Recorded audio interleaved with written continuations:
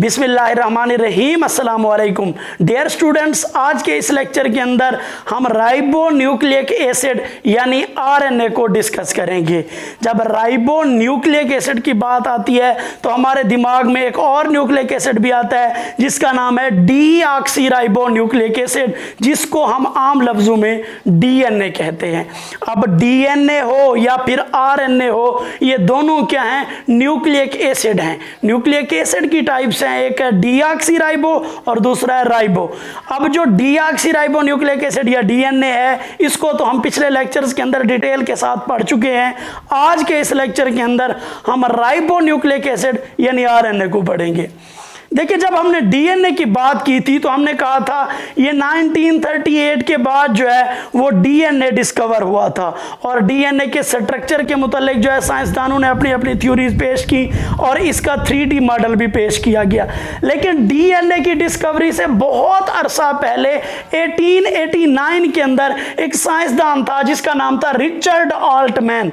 Richard Altman ने 1889 के अंदर कह दिया था कि सेल के अंदर एक ऐसा स्ट्रक्चर मौजूद है जो कि किसी चीज के अंदर रोल कर रहा है, जो कि बाद में पता चला कि वो प्रोटीन सिंथेसिस करवा रहा है, जो कि किसी चीज के अंदर रोल प्ले कर रहा है, किसी चीज के फंक्शन के अंदर हेल्प कर रहा है। और अगर उसके स्ट्रक्चर को देखें तो धागे की तरह एक सिंगल स्ट्रैंडेड स्ट्रक्चर नजर आता है।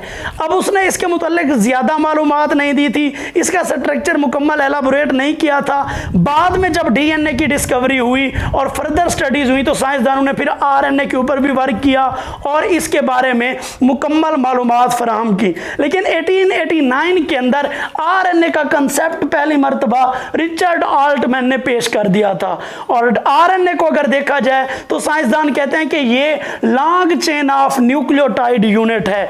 अब हमारे पास दोनों तरह के जो न्यूक्लिक एसिड हैं, चाहे आरएनए हो या डीएनए हो, वो किस चीज से मिलकर बने होते हैं? वो long chain of nucleotide unit से। अब न्यूक्लियोटाइड क्या होता है? न्यूक्लियोटाइड एक ऐसा केमिकल स्ट्रक्चर है जो कि पेंटोज शुगर, नाइट्रोजन बेस और फास्फोरिक एसिड के मिलने से बनता है। एक ऐसा स्ट्रक्चर जिसके सेंटर के अंदर क्या मौजूद होती है? पेंटोज शुगर मौजूद होती है, एक कार्नर के ऊपर नाइट्रोजन बेस मौजूद होती है और किसी दूसरे कार्नर के ऊपर हमारे पास फास्फेट ग्रुप या फास्फोरिक एसिड मौजूद होता है। तो ऐसे केमिकल स्ट्रक्चर को हम नाम देते हैं न्यूक्लियोटाइड का। वो कहता है न्यूक्लियोटाइड के बहुत सारे यूनिट्स आपस के अंदर मिलें और एक लॉन्ग चेन बना दें। जैसा कि अगर मैं यहां दिखा दूं आपको कि हमारे पास ये एक न्यूक्लियोटाइड है और ये एक न्यूक्लियोटाइड है, ये दूसरा न्यूक्लियोटाइड, ये दूसरा, ये तीसरा, ऐसे न्यूक्लियोटाइड की एक लॉन्ग चेन जो बनती है, एक लंबी सीरीज जो बनती है, उसको हम नाम देते हैं आरएनए का। अब क्वेश्चन अराइज होता है कि न्यूक्लियोटाइड की जो लॉन्ग चेन है हम कैसे डिफरेंशिएट करेंगे कि ये आरएनए है या डीएनए है? तो इस बात को वाज़ेह करने के लिए हमें इसके नेक्स्ट प्रॉपर्टी की तरफ जाना होगा। वो कहता है कि ये जो आरएनए है हमारे पास, जो कि long chain of nucleotide units है, ये सिमिलर टू डीएनए है समहाउ, यानी कुछ हद तक, क्योंकि ये दोनों हैं तो न्यूक्लिक एसिड, इसीलिए कुछ हद तक जो आरएनए है वो डीएनए की तरह का होता है। अब किस तरह का होता है और किस वजह से हम इसको डीएनए से डिफरेंशिएट करते हैं वो हम आगे देखते हैं। वो कहता है स्ट्रक्चरल डिफरेंसेस विद डीएनए। अब आरएनए जो है वो होता तो डीएनए की तरह का है क्योंकि इसके अंदर भी लॉन्ग चेन ऑफ न्यूक्लियोटाइड है, ये भी एक न्यूक्लिक एसिड है।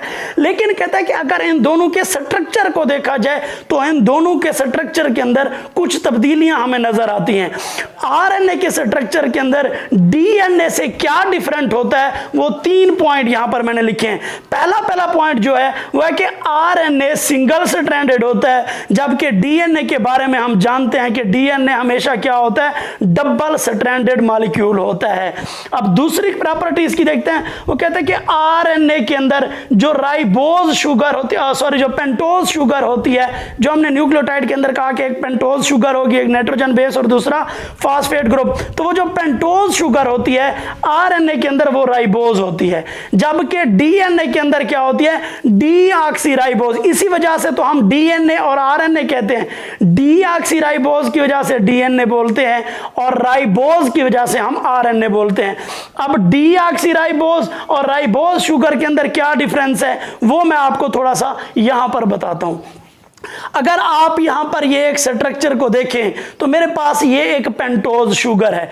इस पेंटोज शुगर के यहां पर क्या मौजूद होता है, कार्बन नंबर 1 के ऊपर नाइट्रोजन बेस मौजूद होती है और कार्बन नंबर 5 के ऊपर यहां पर क्या मौजूद होता है, हमारे पास फास्फेट ग्रुप मौजूद होता है या फास्फोरिक एसिड मौजूद होता है। तो ये जो पेंटोज शुगर हमारे पास मौजूद है, अगर इसके कार्बन नंबर 2 के ऊपर OH ग्रुप मौजूद हो तो हम इसको बोलते हैं राइबोज शुगर। लेकिन अगर इसी कार्बन नंबर 2 के ऊपर OH की बजाय यहां से ऑक्सीजन रिमूव हो जाए, ऑक्सीजन को रिमूव करना या डी करना, किसी चीज को रिमूव करने के लिए बायोलॉजिकल लैंग्वेज के अंदर हम उसको डी बोलते हैं। जैसे ऑक्सीजन रिमूव हो रहा है तो डीऑक्साइड, डीऑक्सीजनेट, ये बगैर ऑक्सीजन के जो ब्लड होता है हम उसको बोलते हैं डीऑक्सीजनेटेड ब्लड। तो इस तरह से यहां पर अगर हम ऑक्सीजन को रिमूव करें, डीऑक्सी कर लें, तो ये हमारे पास क्या बन जाता है, डीऑक्सीराइबोज शुगर। लेकिन अगर कार्बन नंबर 2 के ऊपर OH ग्रुप मौजूद है यानी ऑक्सीजन रिमूव नहीं हो रही तो ये होगा राइबोज शुगर। तो आरएनए के मॉलिक्यूल को जब हम देखते हैं तो उसके अंदर हमें राइबोज शुगर नजर आता है, लेकिन जब डीएनए के स्ट्रक्चर को देखते हैं तो उसके अंदर यहां पर ऑक्सीजन हमें रिमूव नजर आता है, ऑक्सीजन एब्सेंट होता है। तो इस वजह से हम क्या बोलते हैं, रिमूवल ऑफ ऑक्सीजन की वजह से, ऑक्सीजन के डी होने की वजह से, रिमूव होने की वजह से हम बोलते हैं डीऑक्सीराइबो। ये राइबोज शुगर और डीऑक्सीराइबोज शुगर की वजह से ही हम डीएनए और आरएनए के दरमियान डिफरेंशिएट करते हैं। उसके बाद तीसरा पॉइंट बड़ा इंपॉर्टेंट है जो आरएनए को डीएनए से डिफरेंशिएट करता है और वो है आरएनए के अंदर मौजूद नाइट्रोजिनस बेस। अब नाइट्रोजिनस बेस की बात अगर हम डीएनए के अंदर थोड़ा सा रिमेंबर करें तो डीएनए के अंदर हमने कहा था 4 नाइट्रोजनस बेस होती हैं, adenine, thymine, guanine and cytosine. लेकिन आरएनए के अंदर जो नाइट्रोजन बेस थायमीन है इसकी जगह पर यूरेसिल मौजूद होती है। बाकी तीनों नाइट्रोजिनस बेस सेम होती हैं एज लाइक डीएनए, लेकिन आरएनए के अंदर डिफरेंस किस बेस का होता है, वो होता है थायामीन का। अब बाकी 3 सेम है, एडिनिन, गुआनिन, साइटोसिन, लेकिन थायमीन की बजाय यहां पर क्या आ गया, हमारे पास यूरेसिल आ गया। तो ये 3 ऐसी कैरेक्टर हैं जिनकी वजह से हम कहते हैं कि डीएनए एक अलग मॉलिक्यूल है और आरएनए क्या है, एक अलग मॉलिक्यूल है। हालांकि ये दोनों क्या है, न्यूक्लिक एसिड हैं, लेकिन इनके स्ट्रक्चर के अंदर ये 3 वाज़ेह फर्क देखे गए हैं। उसके बाद कहते हैं कि आरएनए बनता कहां से है, तो साइंसदान कहते हैं कि आरएनए जो है ये डीएनए से सिंथेसाइज होता है, यानी हमारा जो डबल स्ट्रैंडेड डीएनए मॉलिक्यूल है उससे सिंगल स्ट्रैंडेड आरएनए का मॉलिक्यूल बनता है। अब वो अमल जिसके जरिए ये डीएनए से आरएनए के अंदर तब्दील होता है, इस अमल को करने के लिए कुछ एंजाइम्स की जरूरत होती है। यानी डीएनए से आरएनए बनने के लिए कुछ एंजाइम ऐसे हैं जो रोल प्ले करते हैं, और वो एंजाइम जो डीएनए से आरएनए बनने के अंदर हेल्प करें उन्हें हम नाम देते हैं RNA polymerase enzyme. RNA polymerase enzyme के बारे में शॉर्ट क्वेश्चन भी आ सकता है। ये वो वाले एंजाइम हैं जो आरएनए को डीएनए से सिंथेसाइज होने में क्या करते हैं, हेल्प करते हैं। अब डीएनए से जो आरएनए बनता है इस अमल को नाम दिया जाता है ट्रांसक्रिप्शन। डीएनए से एंजाइम्स की मौजूदगी में आरएनए का बनना, एंजाइम कौन से, आरएनए पॉलीमरेज। डीएनए से आरएनए पॉलीमरेज की मौजूदगी में आरएनए बनना क्या कहलाता है, ट्रांसक्रिप्शन। और आरएनए से फिर प्रोटीन का बनना, इस अमल को नाम देते हैं ट्रांसलेशन। और अगर बायोलॉजी की टर्म के अंदर हम इन दोनों को कलेक्टिवली देखें, ट्रांसक्रिप्शन और ट्रांसलेशन को, इस अमल को बायोलॉजिकली हम कहते हैं सेंट्रल डॉगमा। लेकिन यहां पर एक और बात भी है कि ये डीएनए से आरएनए बन रहे, अमल कहला रहा है ट्रांसक्रिप्शन।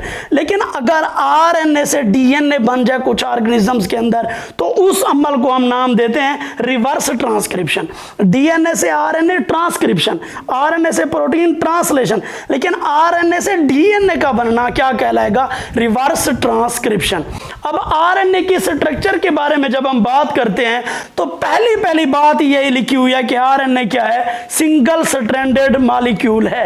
अब इस सिंगल स्ट्रैंडेड मॉलिक्यूल को मजीद ऑब्जर्व किया जाए तो साइंसदान कहते हैं कि इसके अंदर यह सलाहियत मौजूद है कि यह अपने ऊपर क्या करता है? इट सेल्फ फोल्डिंग करता है। ये अपने ऊपर किसी जगह के ऊपर कुछ पॉइंट इसके ऊपर ऐसे होते हैं जहां पर ये क्या करता है?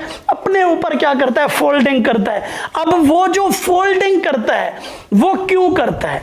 देखिए, आरएनए के स्ट्रक्चर को अगर आप देखें तो इसके ऊपर नाइट्रोजिनस बेस मौजूद होती हैं।